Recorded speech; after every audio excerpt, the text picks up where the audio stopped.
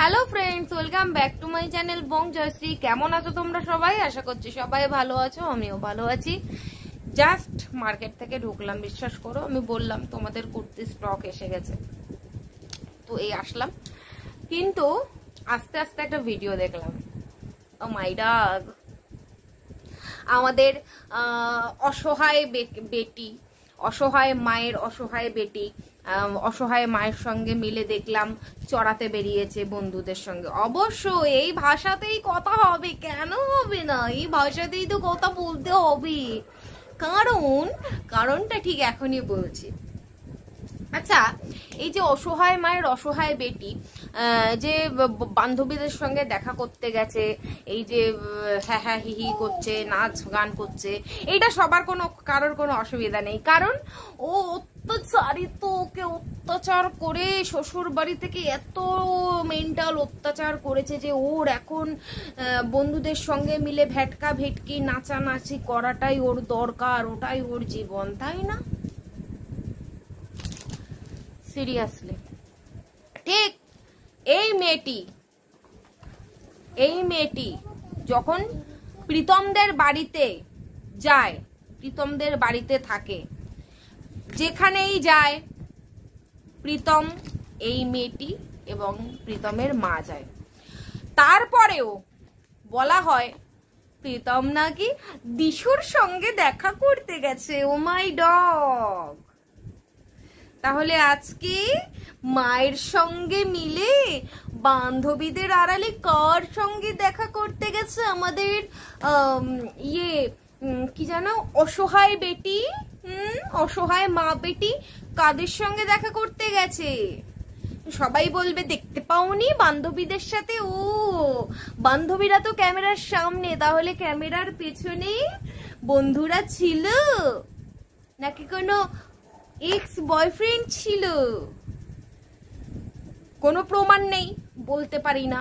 কিন্তু প্রীতমের ক্ষেত্রে বলা যায় প্রীতম আর দিশানি দেখা করেছে, যেখানে সব জায়গায় ওই মেয়েটা ওই বাড়িতে থাকাকালীন ওই মেয়েটা প্রীতমের পেছন ধরেই সব জায়গায় ঘোরে। প্রীতমের মা, প্রীতমের এই মানে কি বলবো, এই মেয়েটি প্রেজেন্ট ওয়াইফ, লিগাল ওয়াইফ, যেখানে সব জায়গায় একসঙ্গে ঘোরে, সেখানে উইদাউট এনি প্রুফ বলা হয় ওই ছেলেটি মানে প্রীতম লুকিয়ে লুকিয়ে দিশানির সঙ্গে কথা বলছে, লুকিয়ে লুকিয়ে দেখা করছে। তাহলে আজকে তো বলতেই পারি বাপের বাড়িতে ঘুরতে আসার নাম করে, ট্রিটমেন্টের নাম করে এসে, ওরে বাবা কি দারুণ ট্রিটমেন্ট! সবসময় এই পাক্কা শুয়োরের বরাহনন্দন চিঙ্কি মাসি, বরাহনন্দন, এই চিঙ্কি মাসি প্রত্যেকটা টাইম না কোনো সময় প্রত্যেকবার মেয়েকে নিয়ে আসবে যে ওকে চিকিৎসা করানো হবে। চিকিৎসা করানোর নাম করে নিয়ে এসে তার চিকিৎসাটি হলো মেয়েকে নিয়ে আল্লাহর নামে এর দরজা ওর দরজা ঘুরে বেড়াবে, মেয়েকে একটু শর্ট প্যান্ট পরিয়ে নাচাবে, একটুখানি মানে ও দোলাবে, একটুখানি পেছন দোলাবে। এটা হচ্ছে ওর মেয়ের আর কি মেন্টাল কন্ডিশন ঠিক করার ওষুধ।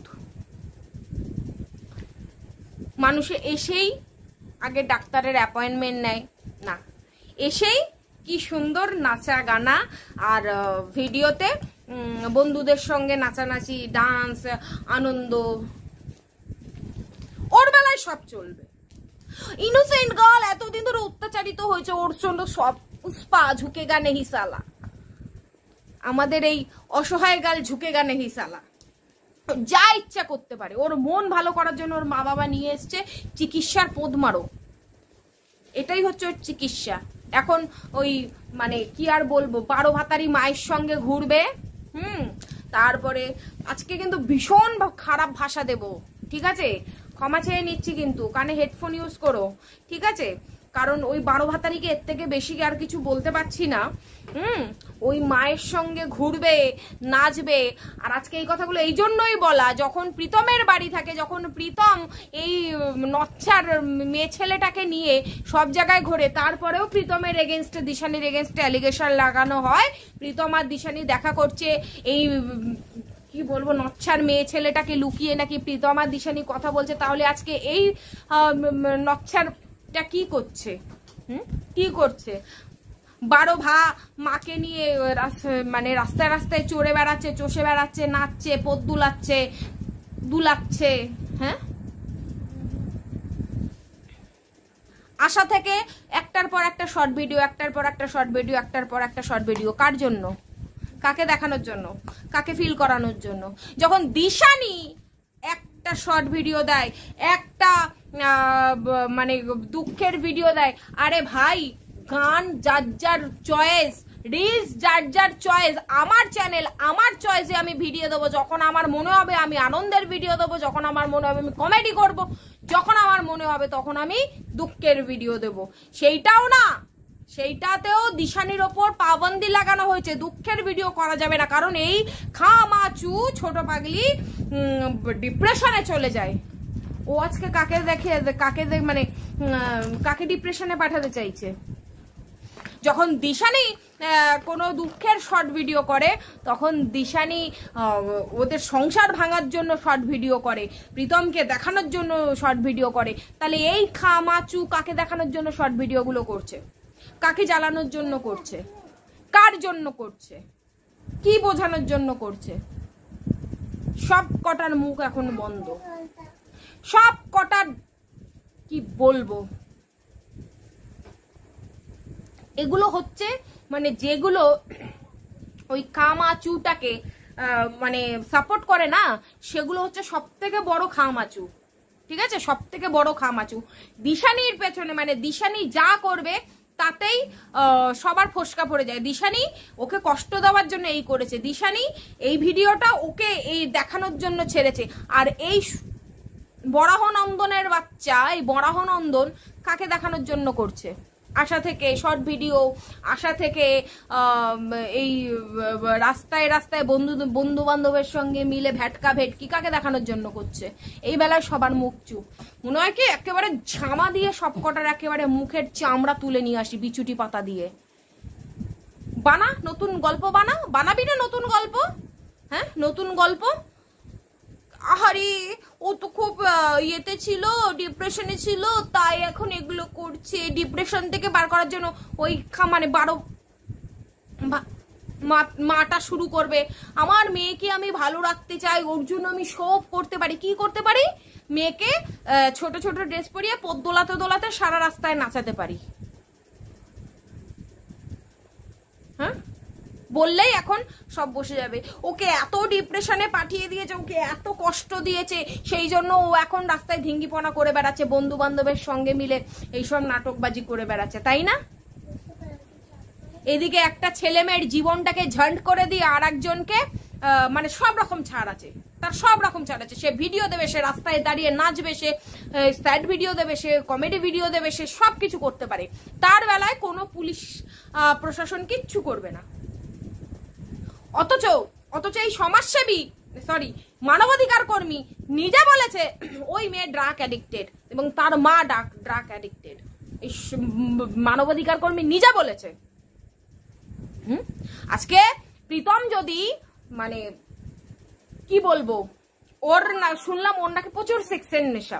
ঠিক আছে, এটা যেমন মেন্টালি এটা যেমন একটা ক্রাইম, তাহলে ও মানে এই মেয়েটি তো সমান ভাবে ক্রাইম করছে। সোশ্যাল মিডিয়ায় কি বার্তা দিচ্ছে? Drug addicted. সে ড্রাগস পাচ্ছিল না বলে এতদিন শ্বশুর বাড়িতে অশান্তি করছিল, সে সিগারেট পাচ্ছিল না বলে বন্ধুদের সঙ্গে এতদিন শ্বশুর বাড়িতে অশান্তি করছিল, সে বন্ধুদের সঙ্গে দাঁত কেলিয়ে রাস্তায় পদ মাথাতে পারছিল না বলে এতদিন মানে শ্বশুর বাড়িতে ঝামেলা করছিল। সেটাই তো প্রমাণিত হচ্ছে। প্রমাণিত কি হচ্ছে? সেটাই তো প্রমাণিত হচ্ছিল। যখনই ও শ্বশুর বাড়িতে ঢোকে তখনই ওকে অত্যাচার করে, প্রত্যেকে মিলে অত্যাচার করে, কাজের মাসিদের মতো দেখতে হয়ে যায়। আর যখনই বাপের বাড়িতে আসে তখনই মা এত এত ভালো মন্দ খাওয়ায়, কফি ডিম একসঙ্গে খাইয়ে, আম কাঁঠাল লিচু একসঙ্গে খাইয়ে একেবারে সে মানে কি বলবো ঘোড়ার নুনু থেকে সাইরা বানু হয়ে যায়। বাবা বাবা বাবা।